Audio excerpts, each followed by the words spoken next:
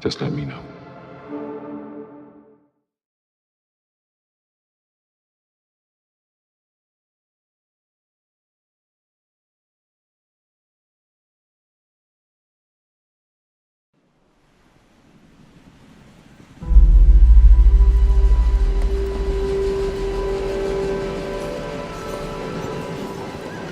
In the late 19th century, the city of London was the largest in the world, a sprawling metropolis and a melting pot for trade, finance, and people.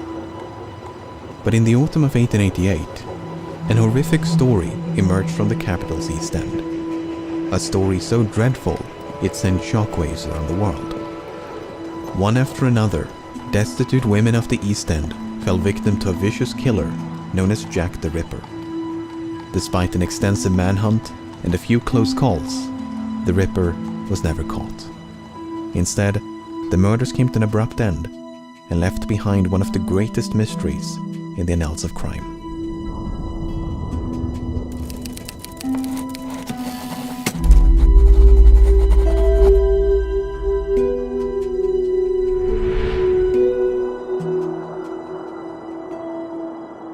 In the East End of London, there's a district known as Whitechapel.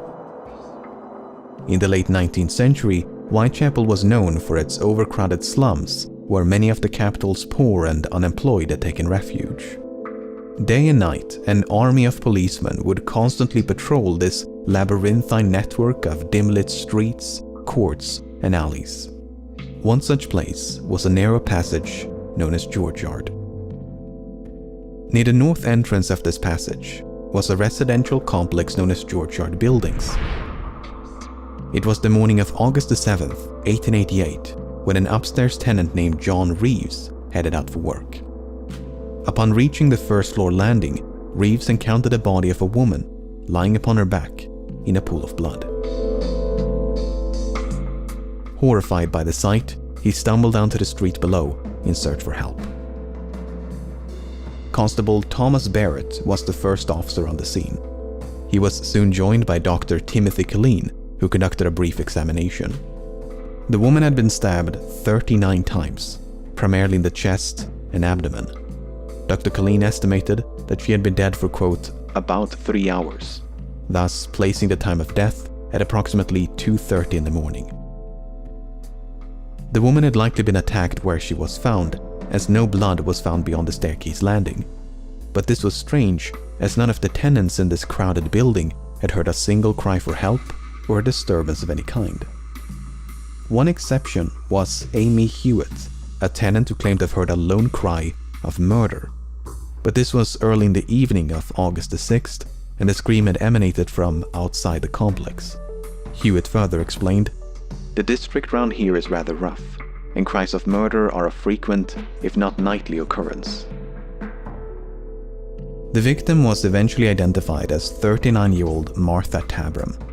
Tabram was a mother of 2 and had separated from her husband many years prior. Her last known address was 19 George Street, a common lodging house less than 300 meters from the site of her death. Tabram had made a living through prostitution, and one of her associates was a woman named Mary Ann Connolly. Connolly testified that on the evening of August the 6th, she and Tabram had been out drinking with 2 soldiers.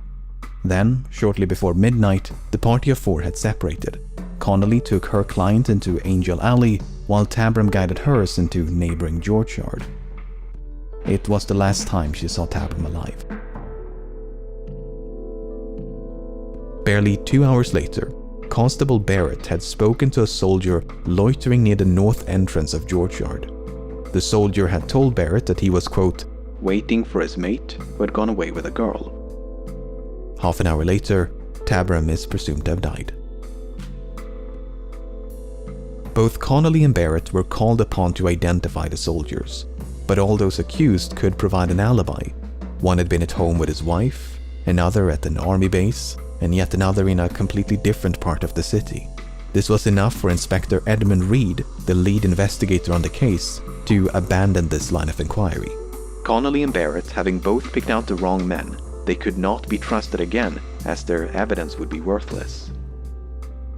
Even if a soldier had been responsible, no one could deduce a motive. The people of Whitechapel might have been accustomed to crime and violence, but the sheer brutality of this attack was as frightening as it was confounding.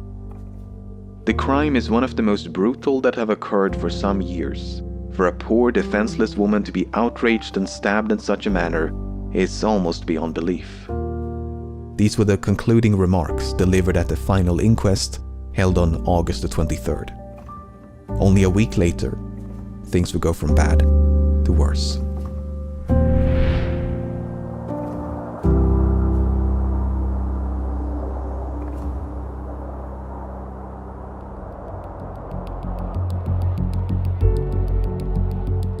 On the morning of August the 31st, a man named Robert Paul left his home on Foster Street and headed for work. After making a right turn into Bucks Row, he spotted a man standing in the road. The man turned around to face him and said, "Come and look over here. There's a woman lying at the pavement." The stranger was named Charles Cross, and he too had been on his way to work when he first caught sight of the woman. The two men now cautiously approached.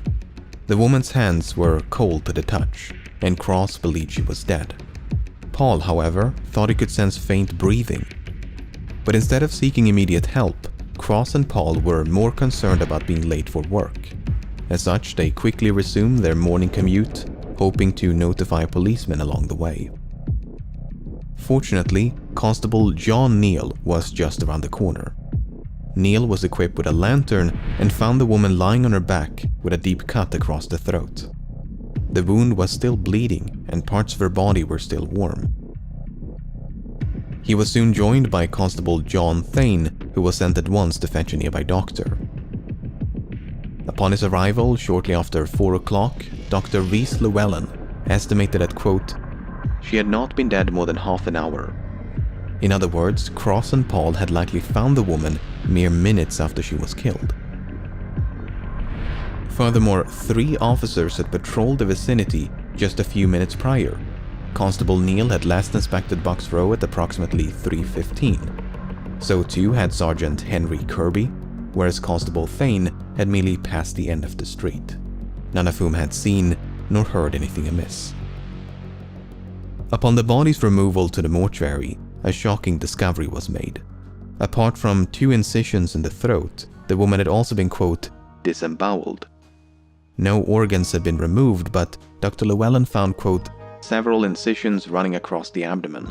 He also believed that the killer possessed, quote, "some rough anatomical knowledge, for he seemed to have attacked all the vital parts."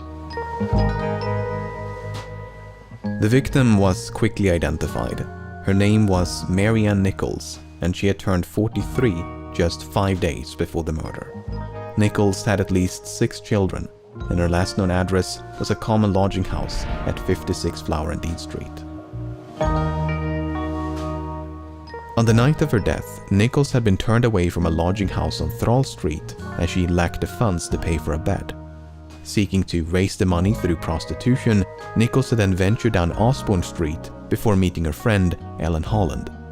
The two of them shared a brief exchange, but Nichols was visibly drunk. When they parted ways around 2:30, Holland saw Nichols staggering eastward along Whitechapel Road. Barely an hour later, she was found dead.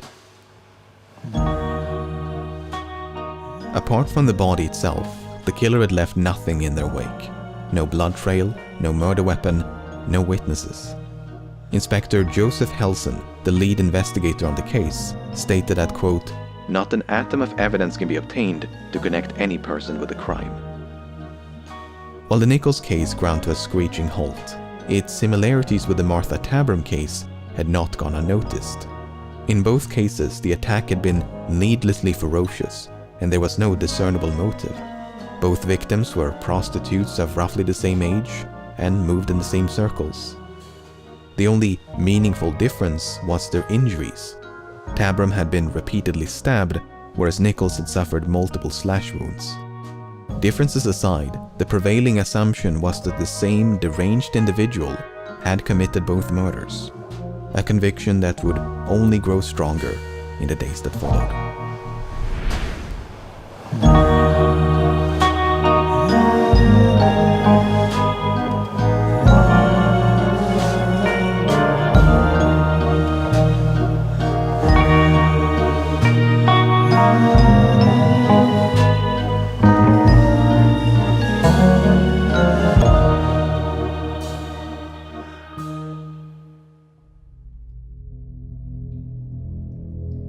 As the sun was rising on September the 8th, a man named John Richardson was on his way to work. At 4:45, he made a quick stop at 29 Hanbury Street. He went through the entrance and out the back door by way of a cramped hallway. Richardson then sat down on the backyard steps before grabbing a knife to trim a vexing piece of leather from his boot. Once satisfied, he left the building and shut the front door behind him. About an hour later, a third-floor tenant of the same address, John Davis, plodded downstairs and into the hallway. The front door was now wide open, but the one in the back was closed. When Davis went to open it, he found the bloodied remains of a woman lying on her back just below the steps. Inspector Joseph Chandler was the first officer on the scene. After a brief inspection, he sent at once for a medic. Dr. George Phillips arrived at 6:30 and found the woman, quote, terribly mutilated. The throat had been, quote, dissevered deeply, whereas the abdomen had been, quote, entirely laid open. The intestines had been, quote, lifted out of the body and placed by the shoulder of the corpse. The body was then conveyed to the mortuary, while Inspector Chandler and Dr. Phillips conducted a sweep of the backyard. Most of what they found belonged to the tenants of the building, but just below the resting place of the woman's feet, they found a small piece of cloth and 2 combs. The items had likely belonged to the victim, but it seemed to Dr. Phillips that they had been deliberately positioned and arranged by the killer.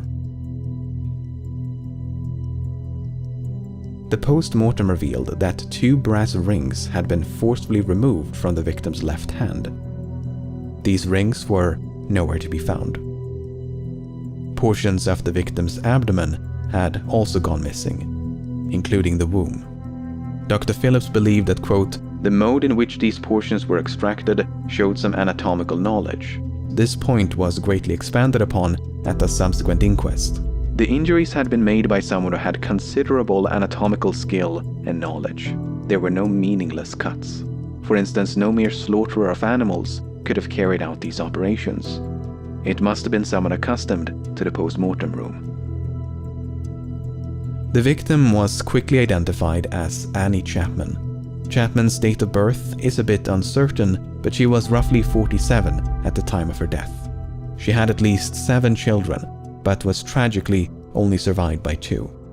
Her last known address was a common lodging house at 35 Dorset Street. On the night of her death, Chapman had been denied accommodations as she lacked the funds to pay for a bed.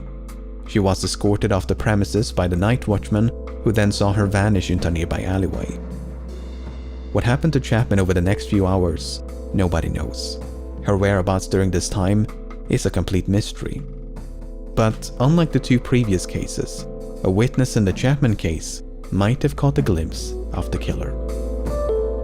At 5:30 on the morning of September the 8th, a woman named Elizabeth Long spotted a man and a woman conversing outside 29 Hanbury Street. Long was positive that the woman she'd seen was Annie Chapman, but the man had stood with his back towards Long, so she never saw his face. Long did, however, manage to overhear a fragment of their conversation. The man had posed the question, "Will you?" to which the woman responded, "Yes." Now, a lasting point of contention in the Chapman case is the time of death. According to Dr. Phillips, when he arrived at 6:30, Chapman had been dead for, quote, at least 2 hours. That would place her death at around 4:30. But according to Long, she saw Chapman alive a full hour later. Then there's the testimony of John Richardson. Richardson was the son of one of the tenants in the building. At 4:45, he made a routine checkup on the door to the basement, which had previously suffered a break-in. When he found it secure, he sat down on the backyard steps to trim a piece of leather from his boot. Even though he sat mere centimeters from the murder site, Richardson did not see a body. He was adamant on this point. "I could not have failed to notice the deceased if she had been there." To muddle the timeline even further, there's the testimony of Albert Kadosh. About 20 minutes past 5, Kadosh had gone through the backyard of 27 Hanbury Street when he heard voices coming from nearby. They were barely audible, however, and Kaddosh had only made out the word no. A few minutes later, he heard something falling against the wooden fence dividing the 2 yards. There's no one way to untangle this web of contradictions, but Dr. Phillips did concede the possibility that he'd miscalculated. That, quote, the coldness of the morning and the great loss of blood had skewed his opinion, which was largely based on the warmth of the body. So, presuming that Dr. Phillips did miscalculate and the recollections of Long and Kaddosh were off by a few minutes, that would place Chapman's death at around 5:30 in the morning. By this point, the dim light of dawn would have provided the tenants of 29 Hanbury Street an unobstructed view of the murder site, some of whom had even slept with their windows open. In spite of this, the killer managed to evade detection and even made time to arrange the victim's possessions.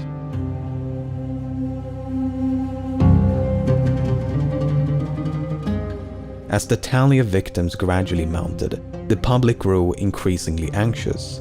They were not only frightened by the murders, but frustrated with the police and their perceived incompetence. Even across the pond were the efforts of the police fiercely criticized. The London police and detective force is probably the stupidest in the world. What these mocking quotes and illustrations failed to capture were the overwhelming odds stacked in favor of the perpetrator. The police were up against someone who seemingly struck without motive, someone who left no murder weapon and few witnesses. On top of that, the East End was severely overcrowded, while the police were understaffed. As one newspaper put it, "A man in the East End of London is a grain of sand, as invisible and almost as much beyond identification amid the masses." At no point would this become more apparent than during the events of September the 30th.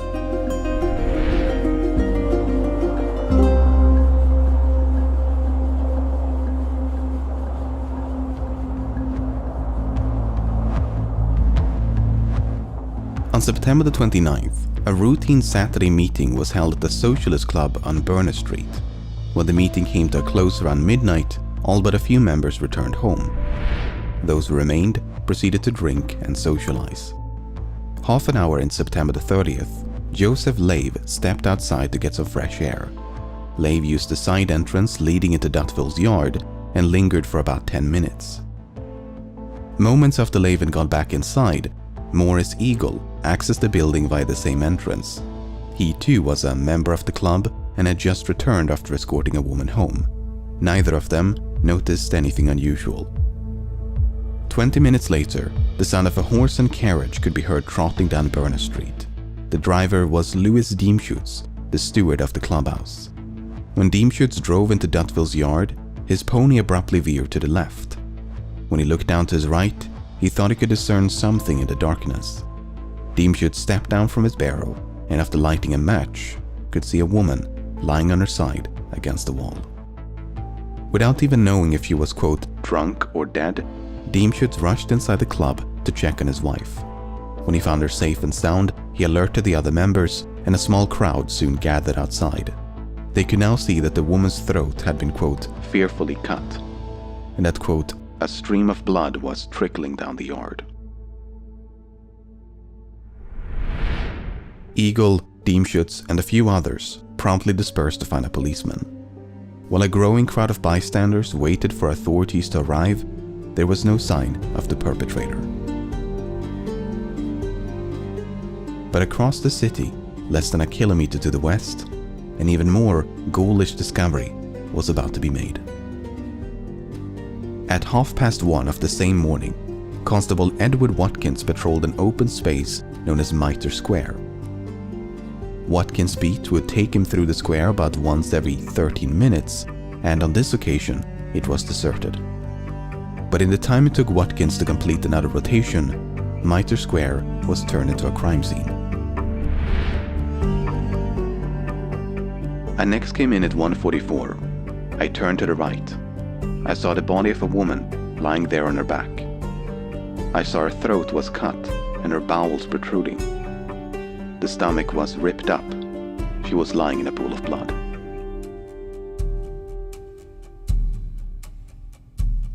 Dr. George Siqueira and Dr. Frederick Brown soon converged upon the scene. They found terrible injuries inflicted upon the woman's face, throat, and abdomen. The intestines had been, quote, drawn out to a large extent and placed over the right shoulder. Among the many lacerations to the face, Dr. Brown noted that, quote, the lobe and auricle of the right ear was cut obliquely through. Based on their expert opinions, coupled with the testimony of Watkins, the woman had died within minutes of her body being found.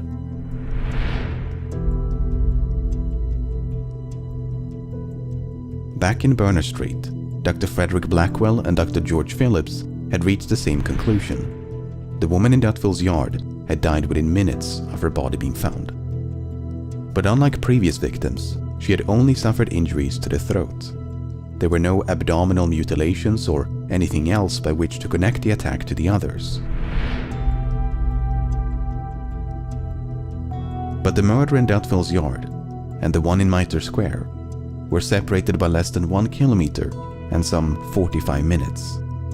This allowed for a chilling possibility. It was suspected then, as it continues to be today, that when Deemschutz came clattering through the gateway, he unwittingly interrupted the murder. The killer may even have become trapped inside Dutville's yard because the gate on Berner Street was the only point of entry. Perhaps they saw an opportunity to escape when Deemschutz then rushed inside the club. From there, it would have taken them less than 15 minutes to reach Mitre Square. Plenty of time to hunt for another victim. But it must be emphasized that this is pure speculation. There is no evidence to suggest the two murders were even connected. The woman in Dutville's yard was identified as 44-year-old Elizabeth Stride. Stride was a Swedish immigrant who'd lived in London for over 2 decades. Following the death of her husband, she had made a living through prostitution. Her last known address was a common lodging house at 32 Flower and Dean Street. On the night of her death, Stride had been seen by quite an abundance of witnesses. First, she was seen in the company of a, quote, respectably dressed man around 11 o'clock. About 1:45, Stride was seen talking to a man who was, quote, decently dressed and had the appearance of a clerk. Then, only a few minutes before the murder, Stride was seen in the company of a man by Constable William Smith. The man was carrying a small parcel wrapped in newspaper and was of, quote, respectable appearance. It's unclear whether these descriptions are of the same person or if Stride accosted multiple clients as the night progressed. There were other witnesses, some less credible than others, but the one that really stood out from the rest was Israel Schwartz. About 1:45, Schwartz had been walking down Berner Street. As he came up on Dutville's yard, he witnessed a man throwing a woman to the ground in front of the entrance. The woman had, quote, screamed 3 times, but not very loudly. Schwartz would later identify this woman as Elizabeth Stride. Schwartz did not try to intervene, but opted instead to simply cross the street. That's when he spied a second man on the opposite side who was lighting a pipe. The man who attacked the woman then appeared to address the second man by shouting the name Lipsky. The pipe smoker then proceeded to follow Schwartz before eventually breaking away. When taken at face value, this story appears to suggest that the killer had an accomplice by the name of Lipsky. This was indeed the interpretation of some government officials. But Inspector Frederick Abeline, one of the lead investigators on the case, had a very different interpretation. You see, the name Lipsky had gained notoriety in 1887 when a Jewish man by the name of Israel Lipsky was convicted of murder. Owing to the publicity of that case, the surname Lipsky had become an anti-Semitic slur. Abeline therefore deduced that the man who shouted Lipsky was directing an insult at Schwartz, who was described as having a, quote, strong Jewish appearance. The man with the pipe, meanwhile, may have been an innocent passerby who became frightened along with Schwartz. Whether Abeline's interpretation is correct, it's doubtful we'll ever truly know. Nevertheless, Schwartz's account is compelling, as he conceivably witnessed the moment when Elizabeth Stride was attacked. Back in Mitre Square, a large crowd of spectators had assembled upon the scene, all driven by their morbid curiosity to get a glimpse of the body. The post-mortem revealed that the killer had extracted a few organs, including the womb and left kidney. According to Dr. Brown, this extraction required, quote, a good deal of knowledge, which he likened to that of a butcher. By contrast, Dr. Cicada did not find any signs of, quote, great anatomical skill. The woman in Mitre Square was identified as 46-year-old Catherine Eddowes. Eddowes had at least 5 children, but after escaping her abusive husband, she had become estranged from her family. Her last known address was a common lodging house at 55 Flower and Dean Street. On the night of her death, Eddowes had been out drinking. She got so drunk that around 8:30, she was found lying on the sidewalk in Aldgate High Street, surrounded by a crowd. The commotion attracted a few officers, who then escorted Eddowes to a nearby police station. There, she remained locked in a cell until 1 o'clock in the morning.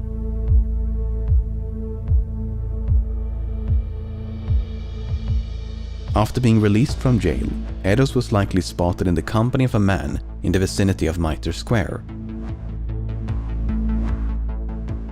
Only one of the 3 witnesses, Joseph Lavender, had paid close attention to the couple. The man had the appearance of a sailor and wore a, quote, reddish handkerchief round his neck. While Lavender did identify the woman as Catherine Eddowes, he never saw her face. Nevertheless, this sighting was only made some 10 minutes before Eddowes' body was discovered by Constable Watkins. What's so incredibly tragic about the Eddowes case is how narrowly the killer escaped justice. First of all, the only private residence in Mitre Square was occupied by a policeman and his family.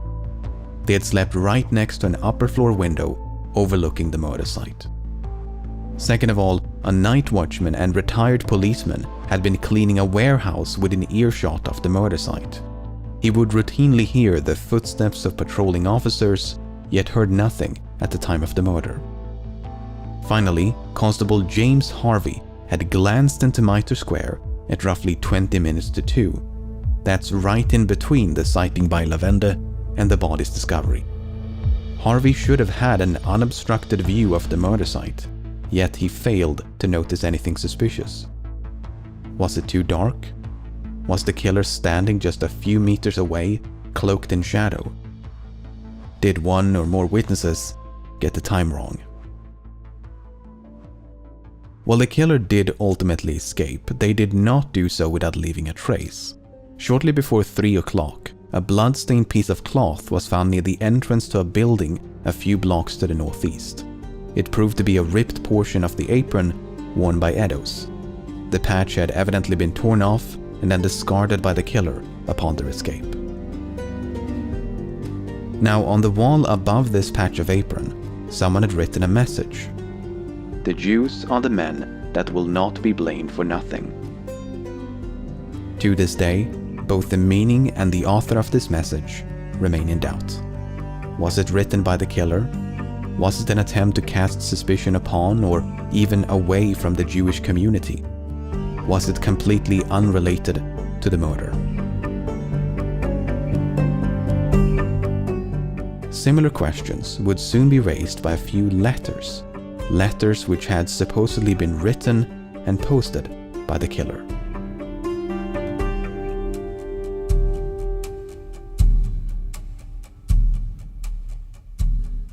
Three days before the murder of Elizabeth Stride and Catherine Eddowes, the Central News Agency of London received a letter in the post, the author of which claimed responsibility for the recent murders and to be planning for the, quote, next job.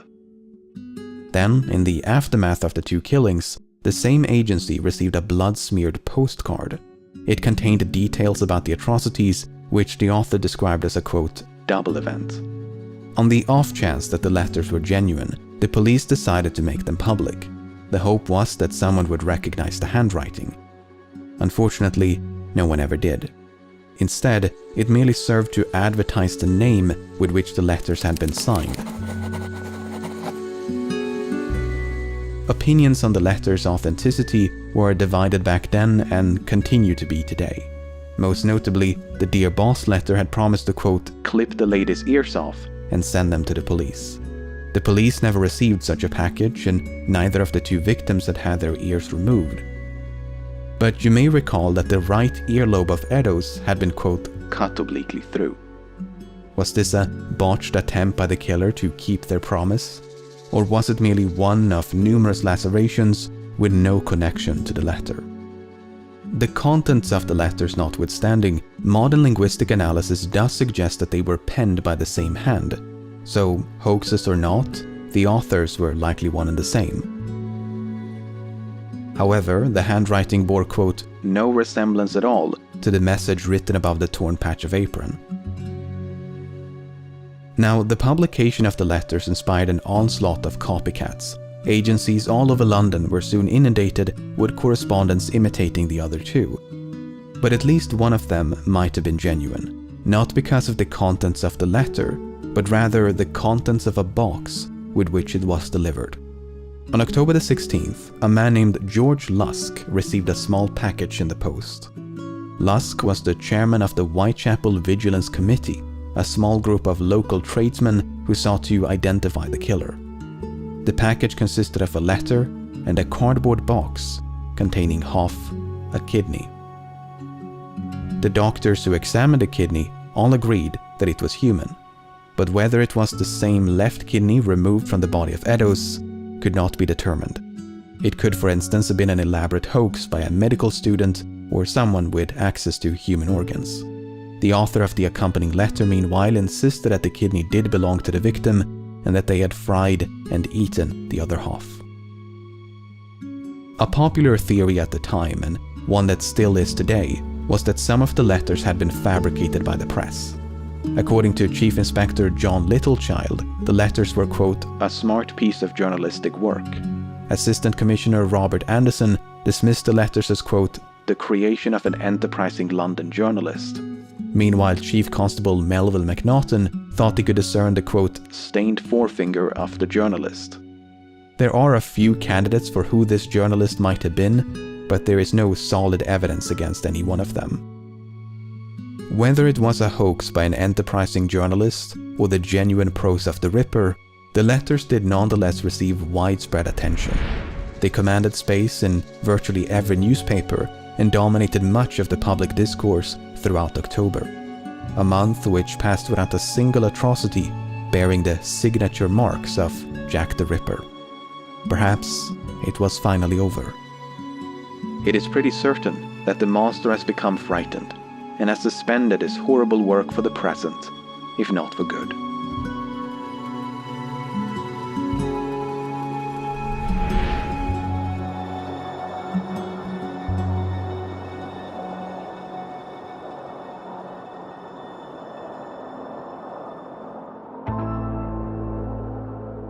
On the morning of November the 9th, a merchant and property owner named John McCarthy was going through his bookkeeping. McCarthy was the landlord of Miller's Court, and the tenants of room 13 had fallen behind on their rent. McCarthy sent at once for his assistant, Thomas Boyer, to collect the money at 11:15.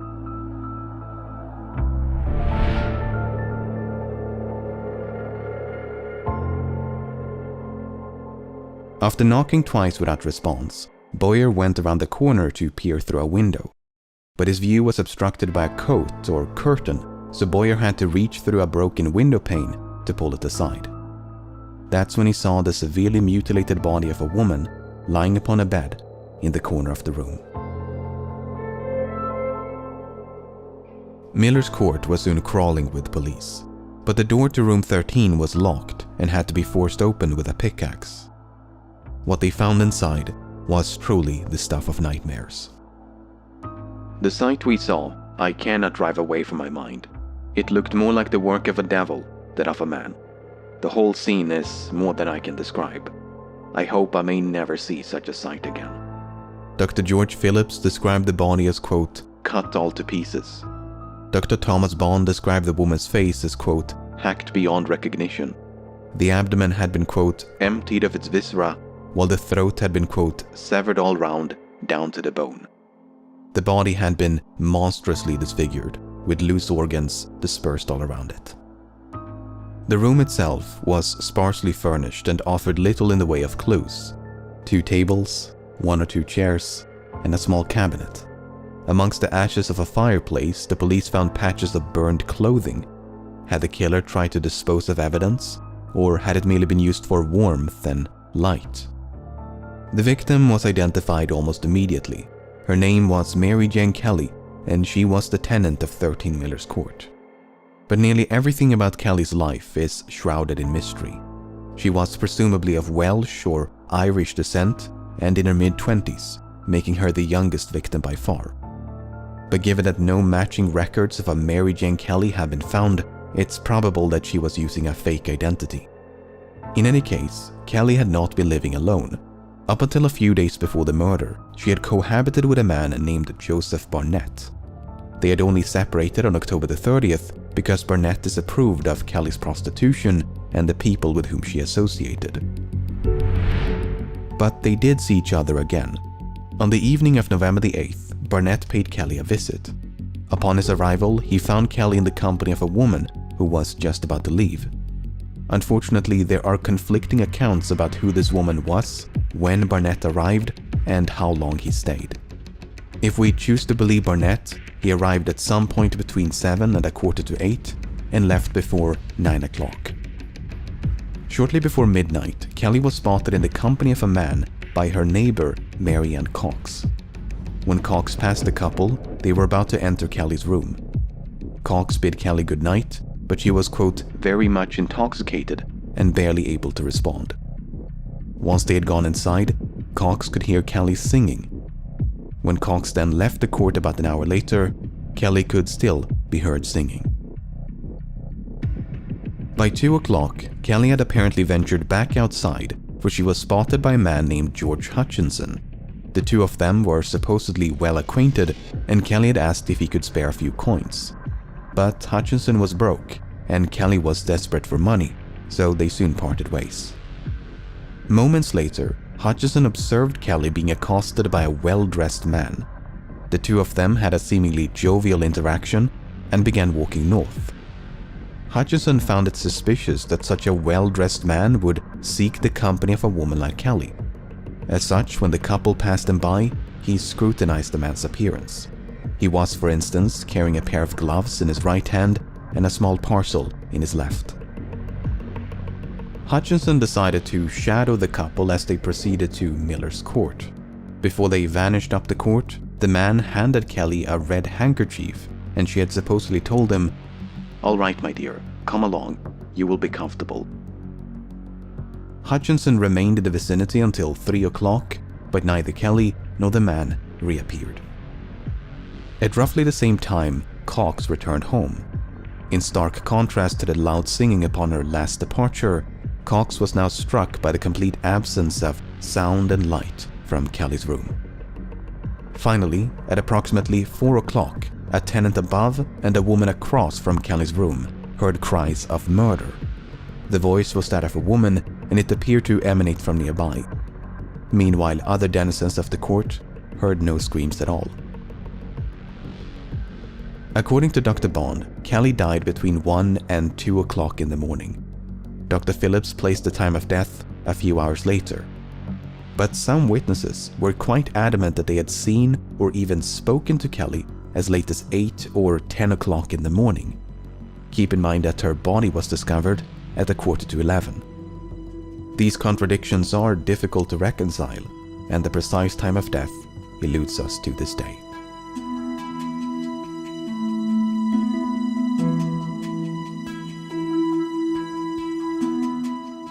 Mary Jane Kelly is typically regarded as the Ripper's final victim.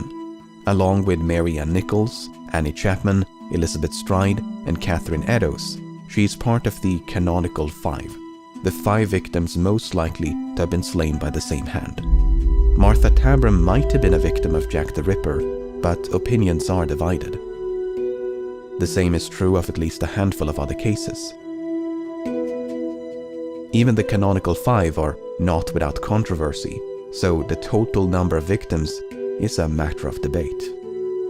Presuming that Kelly was indeed the final victim, one has to wonder why. Why did the murders come to such a sudden end? Did the Ripper give in to fears of being caught? Were they imprisoned for a different crime? Perhaps they succumbed to an illness or committed suicide. Could they have migrated to another country? Perhaps they deliberately changed their modus operandi to confuse the police. The possibilities are virtually endless, which means there is no shortage of suspects.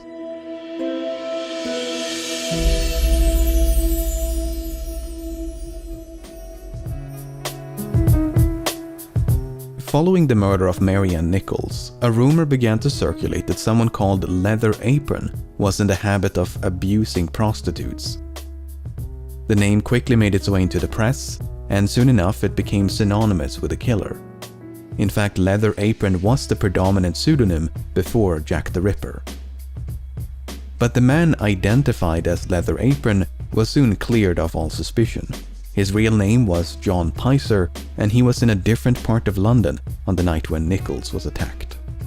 This misguided manhunt is somewhat emblematic of the whole investigation.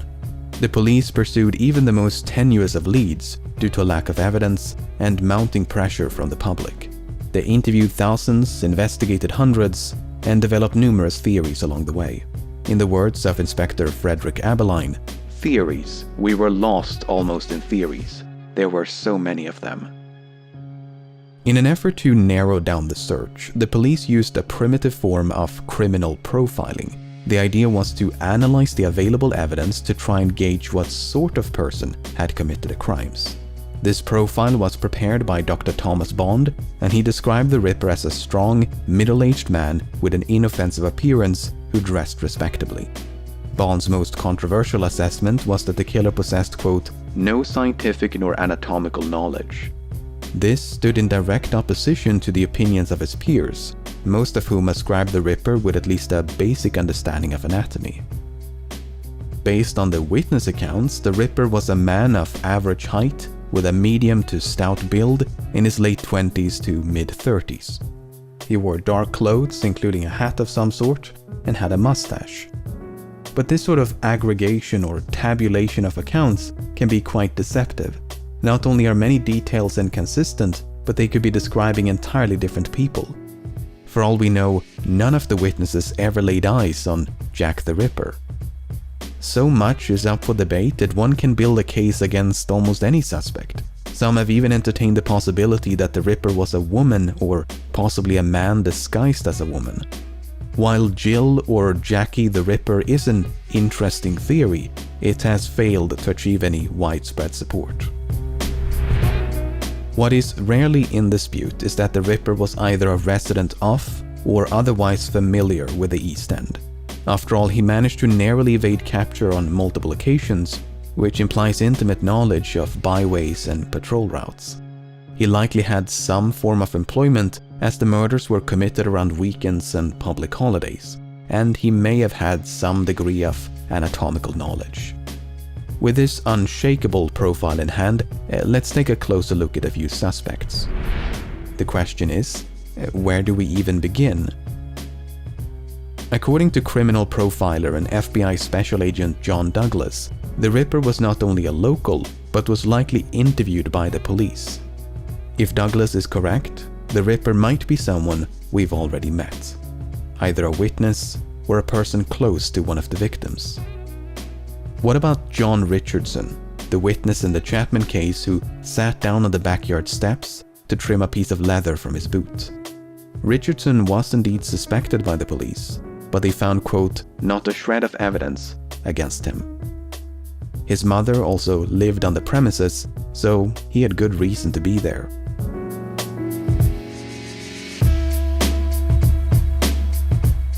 What about George Hutchinson, the witness who followed Mary Jane Kelly after she was accosted by a well-dressed client? Hutchinson never clarified his motivation for shadowing the couple. He merely stated that he was surprised to see a man so well-dressed in the company of a woman like Kelly. Was he surprised because he was concerned? Was he jealous? Was it about money? After all, Hutchinson was broke and the client appeared to be wealthy. Perhaps he waited outside the court with the intention of mugging this well-dressed client. There are many question marks surrounding Hutchinson. He has never been positively identified, so next to nothing is known about his life. This makes it very difficult to build a strong case against him. Hutchinson was interrogated by the police, but ultimately convinced Inspector Frederick Abeline that he was telling the truth. But not every witness attracted such attention from the police. Take for instance Charles Cross, the man who discovered the body of Marianne Nichols.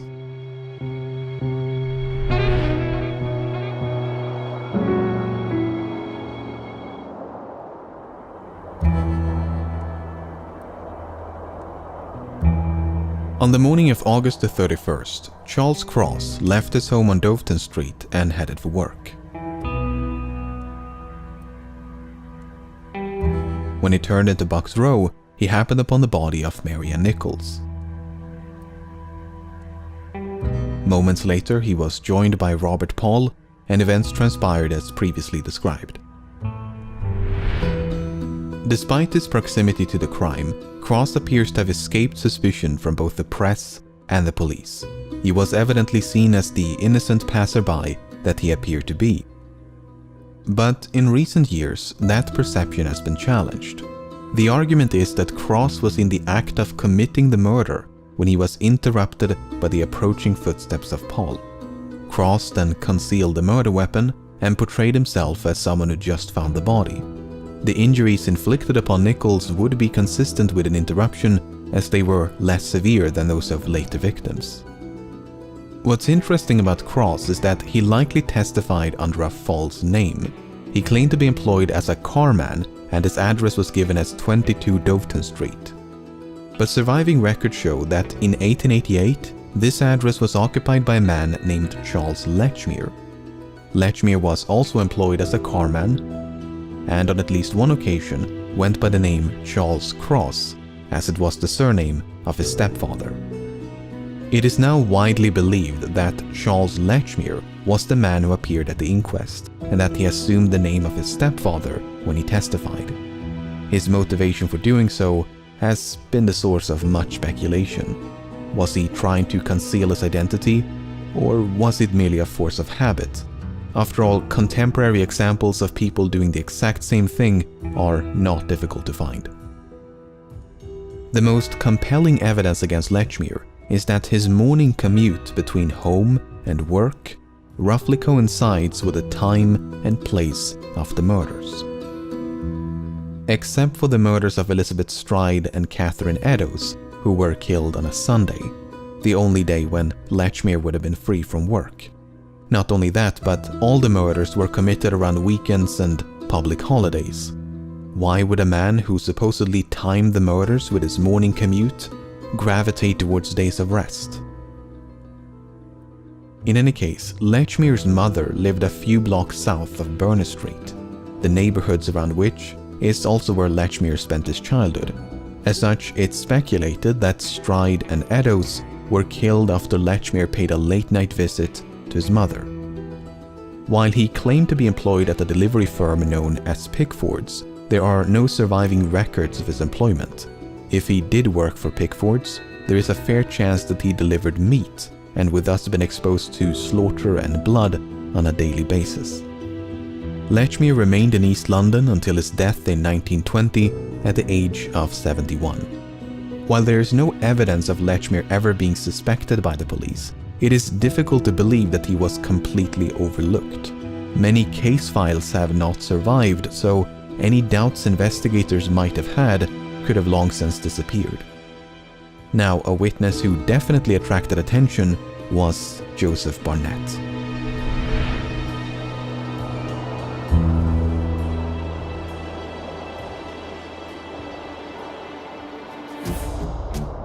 Joseph Barnett was the man who lived with Mary Jane Kelly up until a few days before the murder. He and Kelly had supposedly met around April of 1887, and they eventually moved to 13 Miller's Court. Barnett was employed as a fish porter, but for reasons unknown, he lost his job between July and August of 1888. From that point onwards, the couple struggled to pay rent, and Kelly resorted back to prostitution. Now, those who believe that Barnett was the Ripper view his loss of employment as a turning point. The argument is that Barnett was so overcome with guilt and anguish for driving Kelly back to prostitution that he went on a murder spree, murdering one local prostitute after another in a desperate attempt to frighten Kelly off the streets. While most of this is pure speculation, it is true that Barnett disapproved of Kelly's prostitution. You may recall that Barnett separated from Kelly on October the 30th because he disliked the prostitutes with whom she associated. "Kelly never went on the streets when she lived with me. She would never have gone wrong again, and I should never have left if it had not been for the prostitutes stopping by the house." This might further explain why Kelly was the Ripper's final and most viciously mutilated victim, the implication being that Barnett felt rejected by Kelly and wanted revenge for the breakup. According to Barnett, he did pay Kelly a visit on the evening of November the 8th, but they had parted on quote, "friendly terms." He then supposedly went home, played a card game until 12:30 before going to bed.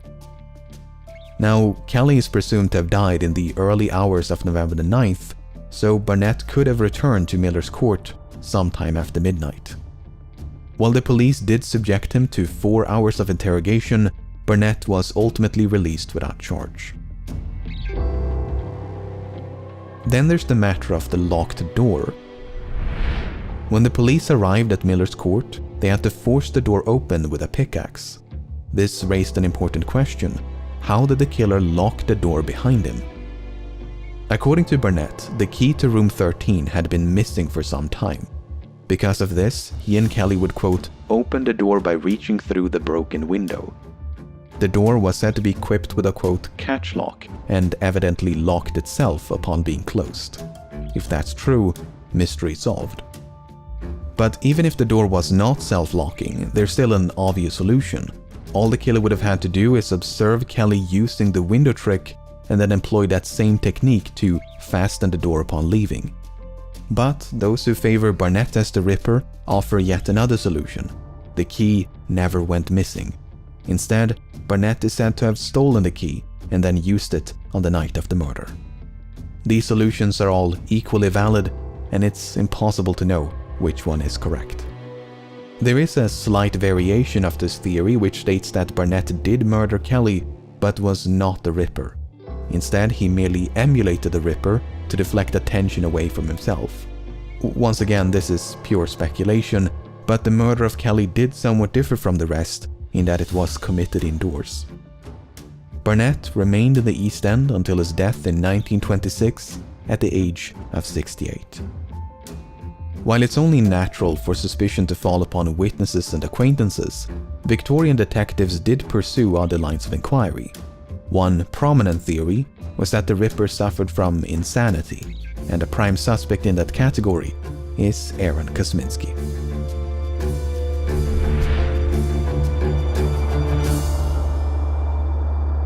The Whitechapel murders investigation was overseen by numerous high-ranking officers within the Metropolitan Police. One of them was Assistant Commissioner Robert Anderson. Upon his retirement, Anderson repeatedly and unequivocally stated that Jack the Ripper had been identified. There was no doubt whatever as to the identity of the criminal. Without disclosing the name of the suspect, Anderson described him as a quote, "low-class Polish Jew who was quote, safely caged in an asylum." He'd been identified by a witness who was described as quote, "the only person who ever had a good view of the murderer." This unnamed witness had supposedly refused to testify because the suspect was quote, "a fellow Jew." I am almost tempted to disclose the identity of the murderer, but no public benefit would result from such a course. While Anderson never revealed the name of the suspect, his colleagues were a bit more forthcoming. Chief Inspector Donald Swanson revealed that his surname was Kosminski. Yet another high-ranking officer, Melville McNaughton, described Kosminski as a homicidal and misogynistic resident of Whitechapel. Surviving records show that an Aaron Kosminski was admitted to a psychiatric hospital in 1891. Aaron was indeed from Poland, he was Jewish, and had lived in Whitechapel. He suffered from auditory hallucinations and a paranoid fear of being fed by others. He was trained as a barber, but had, quote, not attempted any kind of work for years. It's unclear when his mental health began to decline, but upon being institutionalized, Aaron was deemed to be harmless. He was, quote, quiet and well-behaved, and, quote, apathetic as a rule. Only on rare occasions would he get, quote, excited and violent. However, before his confinement, Aaron had once threatened his sister with a knife. The case against him largely hinges upon the claims made by Anderson, Swanson, and McNaughton, especially the claim that an unnamed witness identified a suspect named Kosminski. But the descriptions of that suspect are not entirely consistent with Aaron Kosminski. For instance, McNaughton stated that the suspect had been, quote, removed to a lunatic asylum about March 1889. Aaron was first confined in 1891. Swanson wrote that the suspect had been, quote, sent to the asylum and died shortly afterwards. Aaron was still alive at the time and spent nearly 3 decades in psychiatric care. As such, it is possible that the suspect Kosminski was someone other than Aaron Kosminski. It's also possible that these inconsistencies were mere lapses in memory. After all, these events were recounted years or even decades after the fact, and McNaughton even confessed to writing solely from memory. Regardless of the suspect's true identity, Anderson was the only one who seemed convinced of his guilt. McNaughton ultimately favored a different suspect and stated that, quote, many homicidal maniacs were suspected, but no shadow of proof could be thrown on any one. Inspector Edmund Reed was of the same opinion. Now we have Sir Robert Anderson saying that Jack the Ripper was a Jew. That I challenge him to prove. I challenge anyone to prove that there was a tittle of evidence against man, woman, or child. So when Anderson wrote that there was, quote, no doubt whatever as to the identity of the criminal, he merely expressed his personal opinion. There was in fact ample doubt and no consensus amongst the police. But in recent years, Aaron Kosminski has been resurrected as a prime suspect due to a controversial DNA analysis. Okay, so back in 1888, Acting Sergeant Amos Simpson is said to have stolen a blood-stained shawl from the crime scene of Catherine Eddowes. This shawl was then passed down from one generation to the next before being submitted for DNA testing in 2011. DNA samples were extracted from the shawl and then compared against maternal descendants of Eddowes and Kosminski. In both cases, it was a match. If the subsequent news coverage is to be believed, the mystery has now been, quote, definitively solved. Aaron Kosminski was Jack the Ripper. But as you can imagine, it's never quite that simple. First of all, the provenance or chain of custody of the shawl is severely lacking. There is no evidence of a shawl being found at the crime scene, nor is there any evidence of Simpson ever being at the crime scene. Furthermore, a destitute woman like Eddowes is unlikely to have owned such an expensive item. Second of all, the type of DNA used to identify Eddowes and Kosminski was mitochondrial DNA, the powerhouse of the cell. This type of DNA is passed down through the female line and is not unique to any one individual. Thousands can share the same mitochondrial DNA, which means it can't be used to pinpoint a specific person. In the words of a geneticist, based on mitochondrial DNA, one can only exclude a suspect. So to say that the mystery has been definitively solved is widely inaccurate. There's still plenty of room for doubt. So, to recap, a suspect named Kosminski was identified by an unknown witness. This was enough to convince at least one senior officer of his guilt. That suspect may have been Aaron Kosminski, a man who was largely non-violent but once threatened his sister with a knife. Aaron can neither be incriminated nor eliminated by the DNA evidence. He spent the rest of his life in psychiatric care and died in 1919 at the age of 53. Kosminski was not the only suspect advanced by a high-ranking officer. A completely different suspect who still falls into the same category is Francis Tumblety.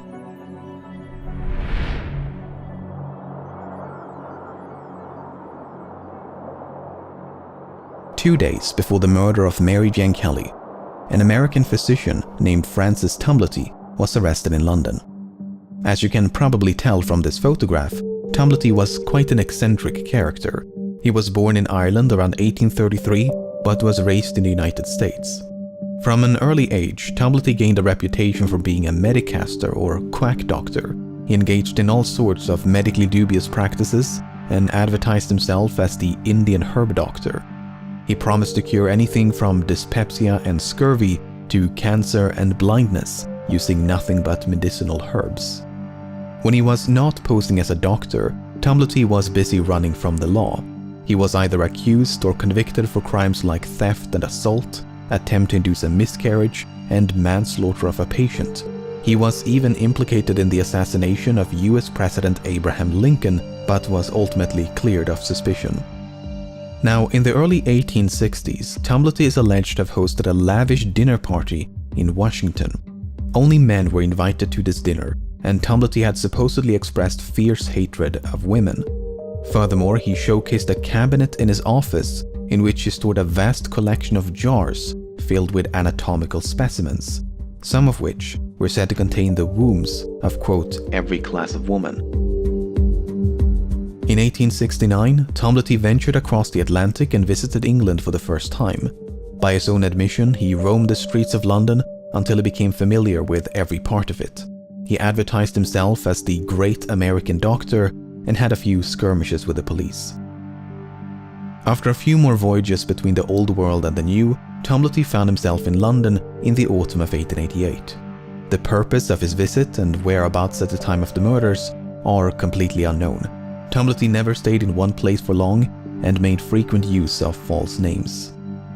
There is a story of a mysterious lodger leaving behind a blood-stained shirt near the murder site of Elizabeth Stride. This supposedly happened on the night of the murder, and some believe that this lodger was Francis Tumblety. But there is no firm evidence of that, and the entire incident is fraught with uncertainty. What we do know is that Tumblety was arrested in London on November the 7th. According to the press, as well as Tumblety himself, he was arrested on suspicion of being Jack the Ripper. 2 days later, Mary Jane Kelly was found brutally murdered, and it's unclear whether Tumblety was still in custody or had already been released on bail. Nevertheless, he was ultimately charged with 4 counts of gross indecency, which had nothing to do with the murders. But Tumblety had no intention of standing trial. Instead, he made his way across the English Channel, boarded a steamship under a false name, and fled back to America. He was pursued by detectives and kept under surveillance, but his offenses were, quote, not extraditable. As such, Tumblety remained in the United States and never returned to England. So to recap, Francis Tumblety was a misogynistic medicaster who was in London at the time of the murders. He even showcased a collection of wombs, and the Ripper did indeed extract the womb from 2 of his victims. I mean, he sounds like the perfect suspect. Perhaps a bit too perfect. There is no doubt that Tumblety was in London in 1888, but the claim that he was a misogynistic collector of human body parts is extremely dubious. It can be traced back to a single article from December of 1888 featuring an interview with a man named Charles Dunham. Dunham had a long history of spreading misinformation and has been described as a pathological liar, a forger, and a conman. He was even convicted of perjury. As such, there is every reason to believe that this story is a complete fabrication. Furthermore, Tumblety was both older and taller than the men described by most witnesses. Tumblety was said to be, quote, an enormous man who liked to dress in flamboyant and militaristic outfits. It's difficult to imagine a tall, pompous American sneaking around the streets of Whitechapel virtually undetected. On the other hand, it's unclear which, if any, of the witness accounts can be trusted. Then there's the matter of the rings. You may recall that 2 brass rings were stolen from the body of Annie Chapman. It's suspected that the rings were taken by the Ripper to be kept as trophies. Now, upon his death in 1903, Tumblety left behind a quite impressive estate. But among his many valuable possessions were a pair of inexpensive imitation rings. Could they have been the same rings taken from the body of Chapman? It's possible. It's also impossible to prove.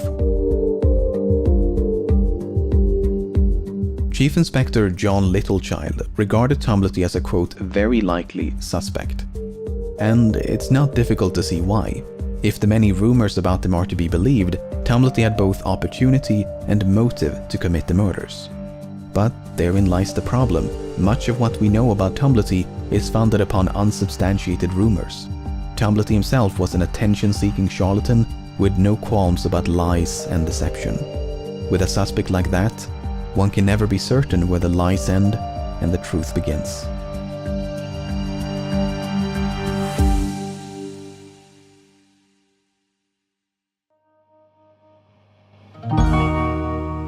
To theorize about the identity of Jack the Ripper is to navigate a minefield of hearsay, sophistry, and contradictions. Entire encyclopedias have been dedicated to the compilation of suspects, and with every passing year, they seem to grow ever more expansive. Even though there are hundreds of potential suspects, only a dozen or so are worth more than a brief consideration. Some of the more sensational contenders include famous authors and artists, as well as high-ranking officers and members of the royal family. But these grand conspiracies and elaborate deceptions seem hopelessly contrived against the sheer simplicity of a suspect like Charles Lechmere, an unassuming delivery man on his way to work. Personally, I remain unconvinced that Jack the Ripper has even been identified as a suspect. The few covered in this video are probable candidates, but it's still possible to make persuasive arguments against them. The same is true of all those left out by necessity. None of them can offer anything more than ambiguity and circumstance. With a suspect pool in the hundreds, that might seem improbable. But London was the largest city in the world, home to the largest port in the world. It was a city of millions, with a large population of poorly documented drifters. It's not difficult to imagine one lowly sailor, butcher, medic, soldier, barber, merchant, porter, clerk, blending into the slums of Whitechapel like a grain of sand.